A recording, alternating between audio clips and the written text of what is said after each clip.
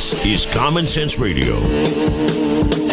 Straightforward and no excuses. All right. Come on now. This is the Steve Gruber Show. Call me crazy. Oh, yeah. What I said was perfectly right and spot on accurate. Boy's got a mouth like a cannon, always shooting it all. Stop. Yeah, stop. I mean, you're way off script. Got it in me. Gonna quit until it all comes out. Hey, boy! Been a long education. Yeah, you know, it's not cynical. It's common My sense. homework is Pay attention to me when I'm talking to you. I'm gonna rock the nation. Rock the nation. Genuine, accountable, and raw. Here is Steve Gruber. All right, welcome back to it. It is Free for All Friday here on the Steve Gruber Show. The phone number here to get involved, 888-900-9966, 888-900-9966. This brought to you by Consumers Mutual Insurance. This hour brought to you by CMI, Consumers Mutual Insurance, a different kind of insurance company, a co-op, the company I trusted for my family. Find out more at consumersmutual.org. Well, before the break, I was talking about this new legislation, Michigan Senate Bill 239, which passed 25-11, sponsored by State Senator Dave Robertson, a Republican from Grand Blanc, the WFNT listening area. This would prevent discrimination based on a breed. Basically, it's legislation to protect people that own pit bulls. Senator Rebecca Warren, a Democrat from Ann Arbor, expressed admiration for owners who love specific dog breeds, but argued against the legislation, saying the state should not interfere with decisions made by local community residents and officials. And let me tell you something. You know, my oldest daughter owns a pit bull mix, so I have, experience. Ivy's been around pit bulls her entire, much of her adult life, right? I mean, you've been around pit bulls, ones that you like.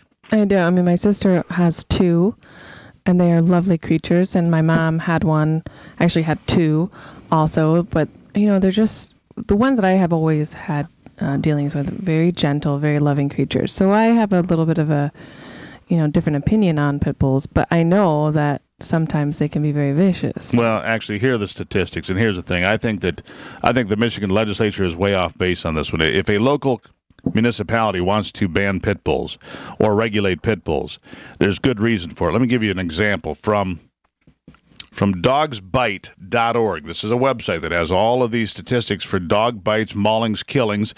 Dogsbite.org. You can find it online. In 2014, the worst year for fatalities in America since 2005. 42 U.S. dog bite-related fatalities occurred in 2014, and despite being regulated in military housing areas in over 700 U.S. cities, 700 U.S. cities regulate pit bulls. It's not, a coincidence. Pit bulls contributed to 64% of all dog-related fatalities, even though pit bulls make up about 5% of the total U.S. dog population. Together, pit bulls and Rottweilers, the second most lethal dog breed, accounted for 74% of the total recorded deaths in 2014. And this combination of pit bulls and Rottweilers also accounted for 74% of all fatal dog attacks during the 10-year period from 2005 through 2014. The breakdown between these two breeds is substantial over this 10-year period. From 2005 to 2014, pit bulls killed 203 Americans, about one citizen every 18 days, versus Rottweilers, which killed 38, about one citizen every 96 days. In the year of 2014, the combination of pit bulls and Rottweilers and Mastiff-type guard dogs and so-called war dogs, the types used to create baiting bull breeds and fighting breeds, accounted for 83% of all dog bite-related fatalities. I think if a municipality thinks it is appropriate to have some regulation over animals that have accounted for hundreds of deaths in America, that is probably appropriate. What are your thoughts? 888-900-9966, 888-900-9966. Meanwhile, Senate Democrats at the United States Senate preparing gun control legislation led by your Senator Debbie Stabenow. Your Senator Debbie Stabenow leading the push, along with Chairman Chuck Schumer, the senator from New York. It includes closing the so-called background check loopholes for internet and gun show sales, which really doesn't exist, but they keep telling you it does. It's one of those myths about gun ownership that just doesn't stand the stink test. If you purchase a firearm from a federal firearms licensee, regardless of the location of the transaction, a gun store, a gun show, a gun dealer's car trunk, out of his mobile home or out of his bathroom, it doesn't matter. The FFL must confirm that you're legally allowed to purchase the gun, and you must do the National Federal Background Check. It's a red herring. Now, if there's a private sale between two people, that's something that, is worthy of discussion. The principles were unveiled yesterday. Now, President Obama today is traveling to Roseburg, Oregon, the site of that last shooting, to talk about this more today, and we can talk about it here. But here's a little bit of the comments from Senator Debbie Stabenow from yesterday on this topic. I'm very proud to stand with my colleagues who are standing up and saying it's time to act. Enough is enough. Close loopholes that are being used by people who are not following the law, that are resulting, unfortunately, in deaths and injury to children and families across the country. I like a lot of my colleagues. I grew up in a small rural town in northern Michigan. My family are all hunters. We enjoy the outdoors and gun ownership. I've purchased and owned guns myself. That's not what this is about. My family goes through background checks. We don't want people being able to use loopholes, not to have to follow the law. And so this is simply about making sure the law makes sense and that we are enforcing it. Isn't she inspiring? Stop. By the way, you called her office yesterday. Oh, yeah. Again. They gave me the runaround and around and around. How often does that happen? All the time. I mean, Stabenow, Peters, several other, they just don't want to come on the program, and they act like we can never get through to anyone. They're too busy. They don't have Listen, here's the thing. Stabenow and Peters introduced legislation here recently that would ban the shipping of oil on the Great Lakes. Okay, well, maybe you agree with that, maybe you don't, but it's a pretty important thing that would affect commerce and jobs and the Great Lakes in general. Maybe you think it's a good idea, but wouldn't you think you would at least come on the program and discuss it? I mean, Congressman Kildee comes on here, doesn't he? I mean, he's a pretty far left-wing congressman from Michigan. Does he get treated fairly? Absolutely. Of course he does. Does he get asked tough questions? You should. You represent the people of this, this state, and you should be asked tough questions. Right. If you want to run for elected office, don't be a coward when it comes to answering questions. I might be tough on people, but I'm fair. One thing people say, I think people do say that I'm fair to them. Yes, you're very fair. And you give them time to, give their argument. If they have a good argument, you might say, hey, I might think about that differently. I mean, but you're still going to be asked tough questions. Right, but Senator Debbie Stabenow repeatedly asked me on this program. Gary Peters, at least Senator Stabenow's been on a few times. She's actually appeared here. Senator Gary Peters is openly, he's just feckless. At this point, he's a feckless politician who has not had the courage or the spine or the good sense to come on the program. I mean, come on. You're elected United States senators, and you don't want to be asked any tough questions? That's not how it works, pal. You want to introduce gun show loophole legislation? You need to come on and answer some questions. You want to ban shipping oil on the Great Lakes? You need to answer some questions about that. Maybe we agree with you, maybe we don't, but outline your position. Have some courage. It's Free for All Friday on the Steve Gruber Show. Taking a closer look at the stories that affect you most with a big dose of common sense. And you of tender years can't know the fears that your elders grew by, and so please help. It's Free for All Friday, and welcome back to it. I'm going to take a bit of a jump in a different direction just for a moment here. I want to talk about careers and opportunities and jobs. We've got Ann Schieber here, Senior Investigative Analyst for the Mackinac Center for Public Policy. And even compared to workers with college degrees and college educations, teachers are well paid. The average educator in Michigan makes that's the average, $62,000 annually. Even, again, compared to workers with college degrees, teachers do pretty well here. So, you hear a lot about how teachers, aren't paid enough, and they're $62,000 the average pay. and you have a 3-month break in the middle. $62,000 for a job that you get a 3-month summer holiday it sounds reasonable to me. Ann Schieber, welcome to the program. And Ann, are you with me? All right, we'll work on that for a second. But the new Dearborn School District Superintendent Glenn Maliko says he is worried about losing his best teachers. Maliko told the Dearborn Press and Guide that there will be a teacher shortage, and the newspaper claims the teacher pay scale is lower than what many professionals earn with a bachelor's degree. But the U.S. Census data doesn't back that claim up. The median salary for a person with a bachelor's degree is $50,450, according to the American Community Survey in 2014, put out by the U.S. Census. A teacher with a bachelor's degree in the Dearborn School District and 9 years of experience would earn $52,000 plus. The average salary for a Dearborn school teacher was $62,000 in 2013 and 14. The money's not bad. Again, Ann Schieber here, Senior Investigative Analyst for the Mackinac Center for Public Policy. Ann, welcome to the program. Good morning, Steve. Sorry about the confusion later. I don't know what happened. No, that's okay. Every day is an education here on the program, too, so it's all right. But at any rate, it doesn't sound like too bad of a job if you're making $62,000 a year, and that's average, so some folks making more, some making less, and you have a 3-month summer holiday. I mean, that's not a bad position, is it? Well, you're right, and we've heard this steady crescendo of complaints lately that teachers are underpaid or not paid at market levels, and that's simply not true. We had the case in Dearborn where the superintendent was complaining that he couldn't hire teachers at the level to hire someone with a bachelor's degree. And we fact-checked that. We found, based on census data, that the median range with a bachelor's degree is $50,000 and $50,000, a little over $50,000, and a 9-year teacher in Dearborn makes above that, the medium range. Yeah, $62,266. Right, and like you mentioned, there are several things you have to consider when you look at teacher salaries in Michigan.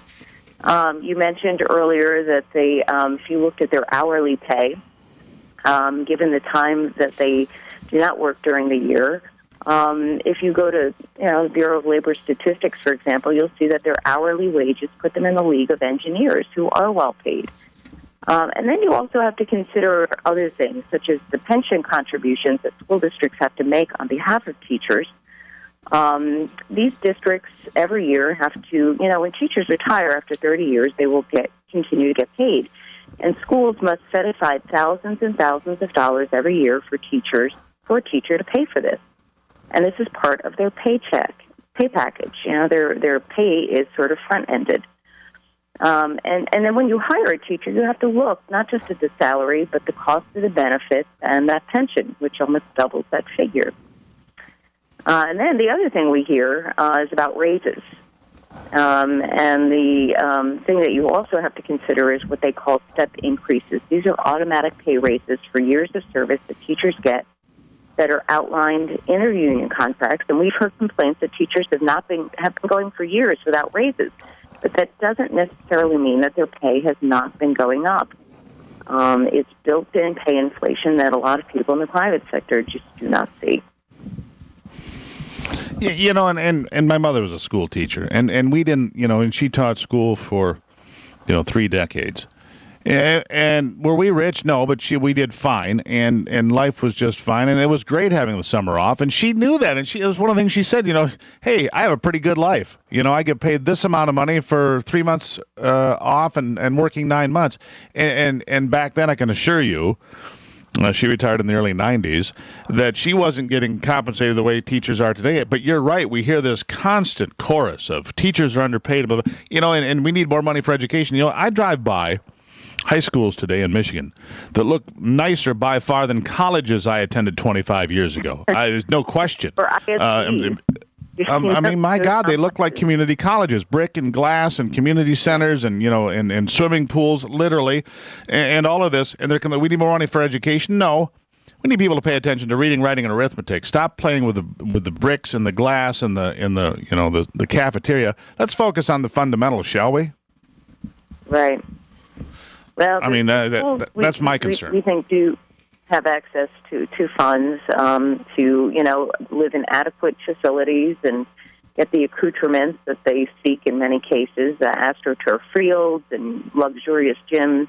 You're right. And in Michigan, we not only support that as taxpayers, but we also support another level of administration called the Intermediate School District. And those are huge complexes in some areas. I live in Kent County, for example, and it's like a college campus. There are multiple buildings for this facility, and taxpayers must support that. Well, yeah, and, the taxpayers, I just saw another study that said up down the same alley where, those that work for the government get paid 87% more. If you're a secretary in government, your chances that 87% of you are going to get more than the private sector. Let's maybe not complain so much and just focus on doing our jobs and doing them well. I mean, that's just an idea, Ann. And I appreciate you stopping in. There you go. Ann Cheever, everybody, from the Mackinac Center for Public Policy on a Free-for-All Friday.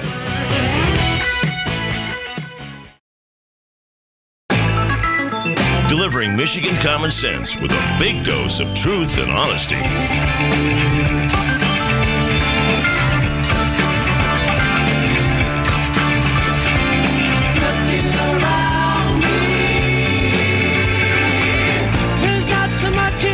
All righty, Free-for-All Friday. Let's jump to the hotline quickly before we get to our next guest. Zach on the line in Lansing today. Zach, welcome to the program.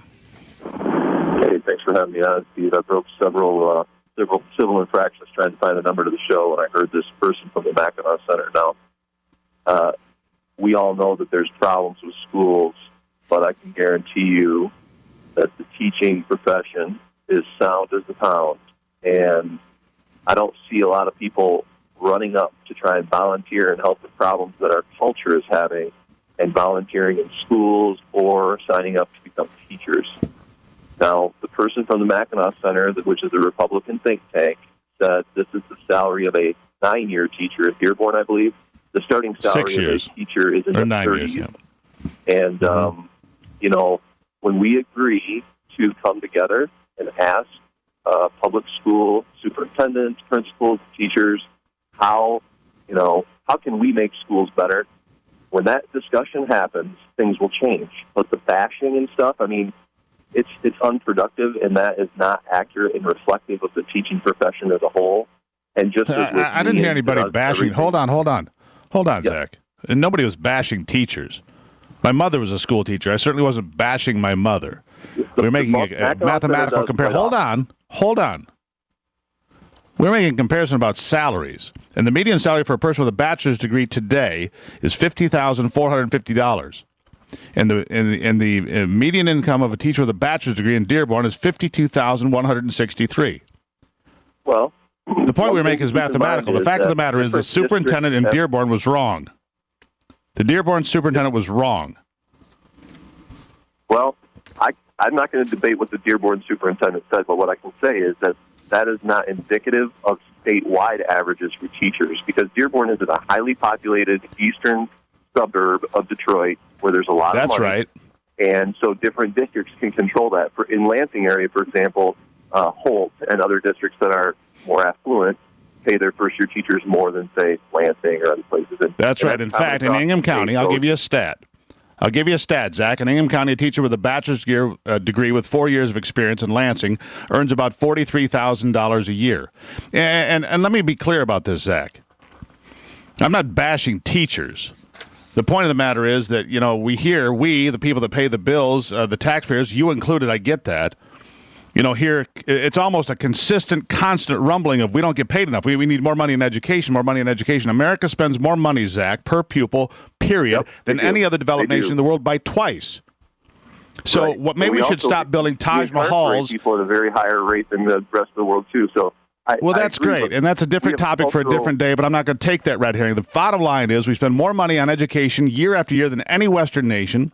We get little results for it. We're building Taj Mahals out of brick and glass that look like community colleges when we should be focusing on reading, writing, and arithmetic. We don't need to buy these kids computers and laptops and tablet computers. We need to buy them books and pencils and teach them how to read, write, and I'm sure teachers do the yeoman's work. I know that. My mother did it. I get it, Zach.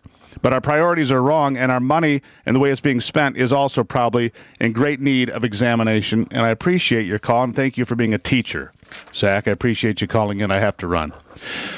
It is 36 after the hour. 36 after the hour. I need to get to our next guest before it's too late. If you'd like to call in on Free for All Friday, 888-900-9966, 888-900-9966. It's time for the Internal Revenue Service to come clean. The Congressional Oversight Committee recently renewed its request for documents from an ethically suspect Internal Revenue Service, which ignores such requests with impunity, it seems. But this time, the Supreme Court has taken away the agency's excuse for not cooperating. Here to discuss it, Michael Cannon, the Director of Health Policy Studies at the Cato Institute, and the intellectual father of King versus Burwell. Michael Cannon, welcome to the program. Thanks for having me. All right. So tell me about this situation with the Internal Revenue Service. So what the case King v. Burwell was about was the IRS rewriting Obamacare in a way that imposed the individual and employer mandates on 70 million people who are statutorily exempt. And the evidence that congressional investigators have been able to find shows that the IRS knew they didn't have the authority to tax those 70 million people, but they did it anyway. Now, one congressional oversight committee, a subcommittee of the Senate Judiciary Committee that's headed by Ted Cruz, asked the IRS and Treasury officials for documents and asked them to appear at an oversight hearing before the Supreme Court ruled, and they said, well, we can't do that because that's the subject of pending litigation. Now, that was a nonsense argument. They had already spoken to other congressional committees, but they just didn't want to say anything that might give away to the Supreme Court that they knew that what they were doing was unlawful.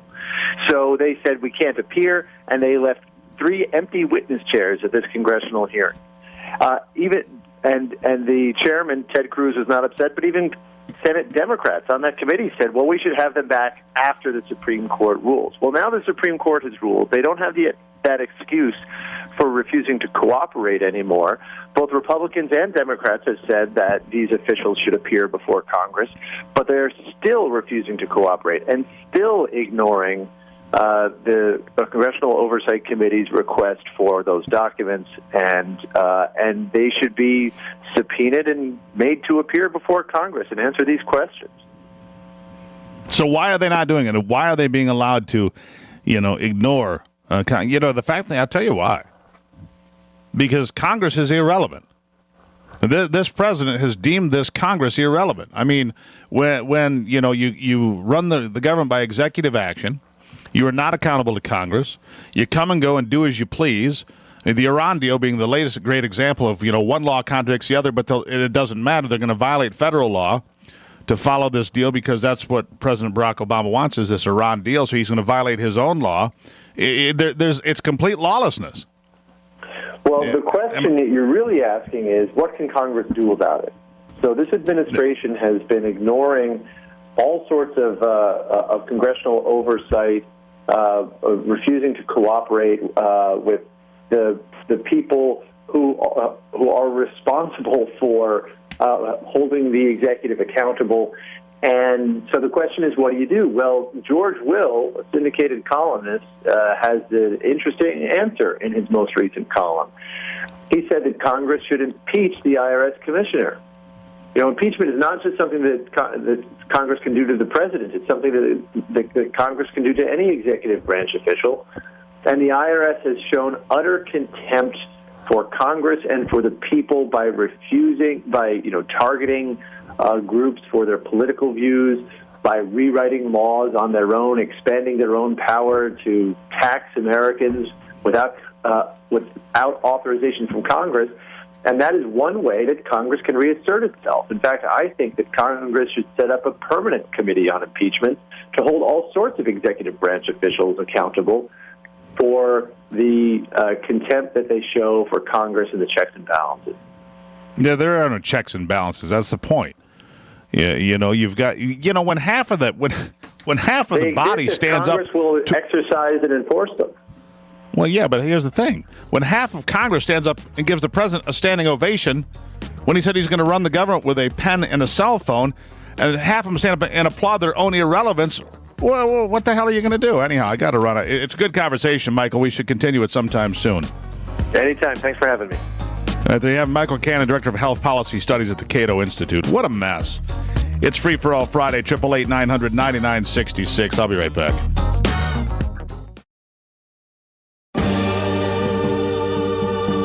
Covering Michigan and the world from his bunker below the bridge. Here is Steve Gruber. In a white room with black curtains near the station. All right, welcome back to it, Free for All Friday. You can get involved by hitting the Common Sense hotline, 888-900-9966. And I need your help because I'm a little confused about something here. Go to the Steve Gruber Show Facebook page. You know, I publish stuff every day. Every day we're putting articles out there about me running for Speaker of the House or Debbie Stabenow supporting gun control.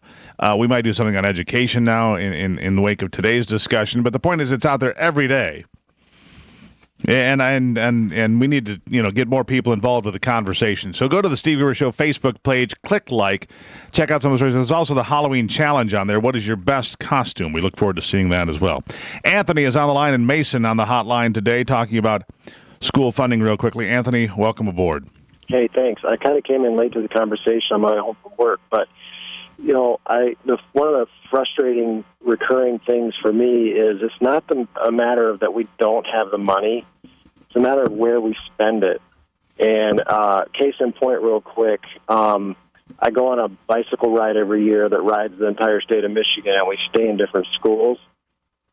And some of these schools, you go into the classrooms or you go into different parts of the schools that host us, and some of the equipment that the students use for their classes is pretty old, like 10, 15 years old. And then you go into the sports facilities, they have state-of-the-art sporting facilities, and just spending high dollar on gymnasiums and fancy locker rooms and new uniforms and all of this stuff. I don't disagree with you, Anthony. It's about priorities. It is about priorities and where we spend our money, and I agree with that. Even had a poster on the wall of Ray Rice, and this was still after all this stuff that happened, and some sort of inspirational comment. I'm all about sports. I like sports, but I think that our aspirations are completely off. Sometimes they are, Anthony. I've got to run. I appreciate the comments, okay. and we'll continue the conversation going because I think it is about priorities, and I think it's about how much we spend in taxes, and I think that we need to address how much we spend in taxes in different areas all the time.